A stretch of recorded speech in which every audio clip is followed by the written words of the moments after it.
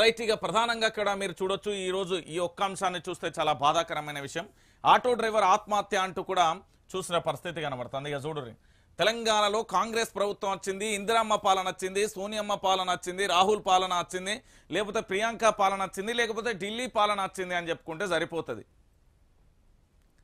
Driver కూడా ఆత్మహత్య చేసుకున్న పరిస్థితి కనబడుతుంది. చూడు, కుటుంబాన్ని పోషించలేకపోతున్నాననే మనస్తాపం, ఇంట్లోనే ఉరివేసుకుని డ్రైవర్ సతీష్ గౌడ్ బలవన్మారణం. హైదరాబాద్లోని సోమాజిగూడ బిఎస్ మక్తాలో విషాదం అంటూ చూడొచ్చు. ఫ్రీ బస్సుతో పెద్ద దిక్కును కోల్పోయిన కుటుంబం అంటూ కూడా చెప్పిన పరిస్థితి కనబడుతుంది. మొత్తానికి తెలంగాణ రాష్ట్ర వ్యాప్తంగా ఆటో డ్రైవర్లు ఎట్లా బతకాలంటే దినదిన గండంగా బ్రతుకుతున్న పరిస్థితులు కనబడుతున్నాయి. ఓ పక్కన ఫ్రీలకు సంబంధించి మహిళలకు ఉచిత బస్ పాస్ ఇవ్వడంతో ఫ్రీగా కూడా మహిళలందరికీ కేవలం ఏంది ఆధార్ కార్డ్ చూపిస్తే చాలు ఫ్రీగా కూడా బస్సులలో ఎక్కడా కూడా ఎక్కడికైనా ప్రయాణం చేయవచ్చు అనేది కొత్త ప్రభుత్వం తీసుకొచ్చిన ఒక స్కీమ్. ఎందుకంటే ఆ స్కీమ్ తర్వాత స్కామ్ అవుతుందా ఏమవుతుందా అనేది తర్వాత చూద్దాం. కానీ తెలంగాణ రాష్ట్ర వ్యాప్తంగా కూడా మహిళలకు ఉచిత బస్సు పేరుతో జరిగిన ఏదైతే పథకం ఉందో ఆ పథకం వల్ల ఆటో డ్రైవర్లు ప్రాణాలు కోల్పోతున్నారు అని చెప్పడంలో ఎలాంటి డౌట్ లేదు. ఇప్పుడు ఆటో డ్రైవర్కు సంబంధించి ప్రాణాలు విడిచిల్లు, వీళ్ళ కుటుంబానికి ఎవరు దిక్కు దివానా?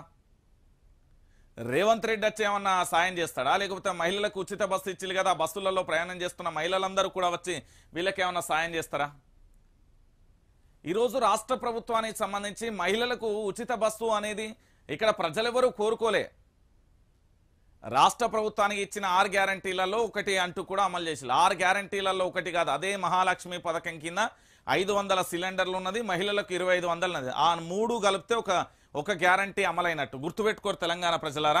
ఈ రోజు తెలంగాణ రాష్ట్రం ఒక పథకం అమలు చేయడం వల్ల ఒక వ్యక్తి బలైంది అంటే ఇంతే. ఇది ఎంత నేరం అంటే ఇక మాటలలో చెప్పడానికి వీల్లేని పరిస్థితి.